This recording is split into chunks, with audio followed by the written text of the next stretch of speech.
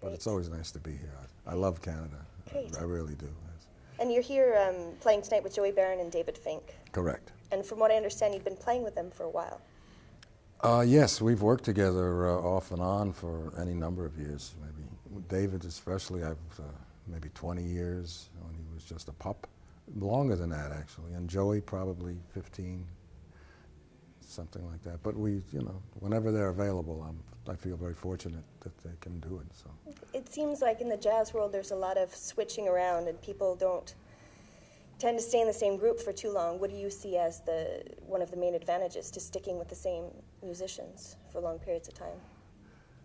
I guess they sort of know it's a comfort zone for me in a way, but at the same time, it's nice to use different people when the main people are not available, because everybody brings a different experience and a different musical point of view to the music, and sometimes it takes me down other roads, and hopefully I take them down roads.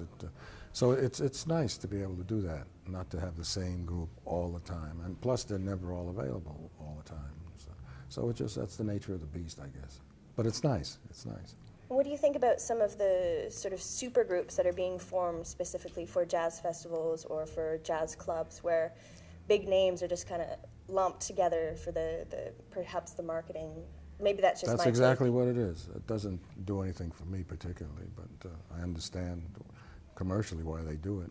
But in terms of chemistry and things like that, you develop over a period of time. You develop a rapport with people, and even though they may be great musicians, they may or may not gel in terms of the music. So, and it depends on what the music is, what style or what the genre or era is.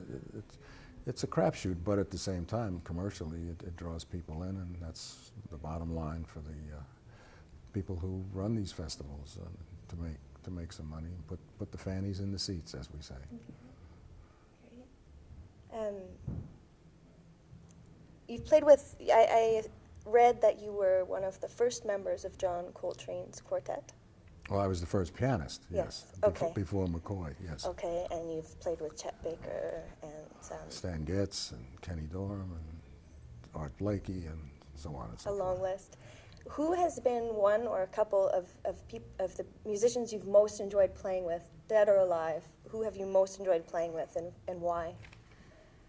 Well, Coltrane, because I was in awe of him. I was only 21 when I worked with him, and it was an experience of a lifetime for me, which I will carry as long as I'm on the planet.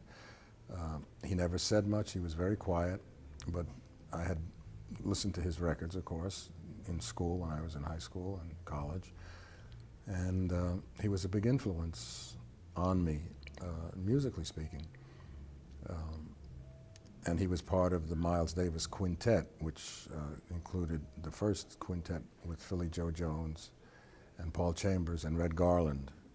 And that, to me, is, to this day, I think, the greatest quintet that I ever heard, and still makes the hair on my neck, I can't say my head, but on my neck, stand up when I hear it. Just the rhythm section was so tight. And Miles and John, who they were, absolutely incredible talent. Another person, lesser known, but who passed away very prematurely in an auto accident, was Scott LaFaro, who was a bassist with whom I had the pleasure to work in the trio context, and also we worked with Stan Getz together. And while we were with Stan, he had taken a week off for some personal stuff, and that's the week he was killed in an auto accident. But he was an extraordinary musician. And he was about 2 years older than I, but like a big brother to me, and we were very, very close. And that was really, in terms of losses in my life, that was really the first major loss to this day.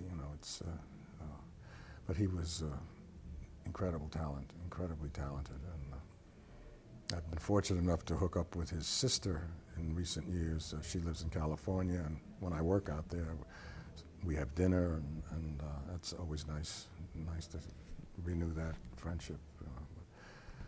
I mean, those two come to mind, John and Scott, as people who really stood out for me. Okay. And you've released a Coltrane tribute album, I guess? Is that? Well, it's sort of a homage to John. Every September, around his birthday, I do a week at Birdland in New York with Joe Lovano, and it's John's music. And we've been doing this for 6 or 7 years now. So ECM, Manfred Eicher, decided he would like to record do my next album, which is the one you're talking about, with that music, or some of that music. So that's how that all came about, and it worked out quite well, I thought.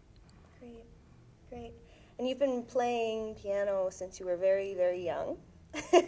5 years old. Now, were lessons something that you were put into as a kid? Did you just sort of gravitate towards the piano, or was this sort No, of an extracurricular? I loved jazz before I could even talk or walk, but piano lessons, my parents, especially my father, insisted upon.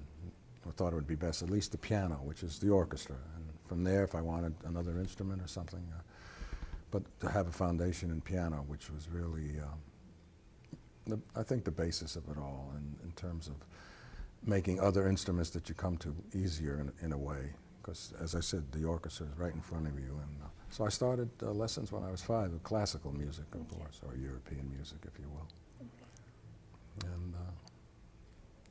And do you think musicians can, are you born with a God-given talent, or can most people get to a certain level, maybe not the level that you're at, but can most people get to a certain level by just very hard work and dedication and practice, or do you have to be born with some kind of both. Something? Both, okay. I think, a God-given talent, which I was blessed with and appreciate and I'm humbled by. But also, you got to work hard. You practice. I studied the classical repertoire and got a very good foundation in technique, especially from a teacher with whom I studied in the high school years when I was moved to Boston. Grew up in Brooklyn and Chicago, but moved to Boston, and then Margaret Shelloff was her name, and her son was Sir Shelloff, who was a very well-known baritone saxophone player at the time, who was one of the 4 brothers of Woody Herman's band. But she taught only classical music and technique. And even though I had started when I was 5 years old, and I met her when I was 12, she sort of had to re-educate me, undo bad habits that I had developed, and then re-taught me in terms of how to play the piano and to get a sound on the piano, and in terms of being able to do things technically that I never dreamed that I could do. But she, bless her heart, she stuck with me, and she was like a surrogate mother, aside from a teacher, and a dear, dear friend, and an inspiration, mentor to me. So I think I consider her the seminal teacher in terms of people I've studied with. And did you ever do any teaching? I do. Yeah, I teach. Still do? I have private students. Okay. I never taught in a school. I could have, but I decided I like the private students, and they come and go. A lot of them come from overseas, and they stay in New York maybe a month or something, and they take 2 or 3 lessons, or from Japan. And I try to give them sort of an outline of what to think about when they're playing. And I have some students who've been with me for quite a while. So, but I like the private, and this way I have the flexibility to travel when I travel, and I'm not tied down to a school. Although a lot of people I know who are affiliated with schools, they can get leaves of absence and stuff when they need to. So. But I enjoy teaching. It's a challenge. It's a learning experience for me, and hopefully I can teach them something as well. Great. Myself. What do you listen to mostly when you're in your spare time? If you listen to music, what CD would you pop into your CD player if you had the time? Good question. I get people send me stuff, and I really, there's some contemporary classical music. All right. I love Ravel, and of course I know all his music, but I always enjoy listening to that, and occasionally just the 20th century classical music more than anything else. But I don't listen that much anymore, and I used to, just day after day after day, and after a while, you just have so much in your head. It's, I prefer listening to sports programs, and Fair enough. it takes my mind off of things, and I enjoy it. And That's great. so. Great. It's such a pleasure to talk to you. Oh, my pleasure.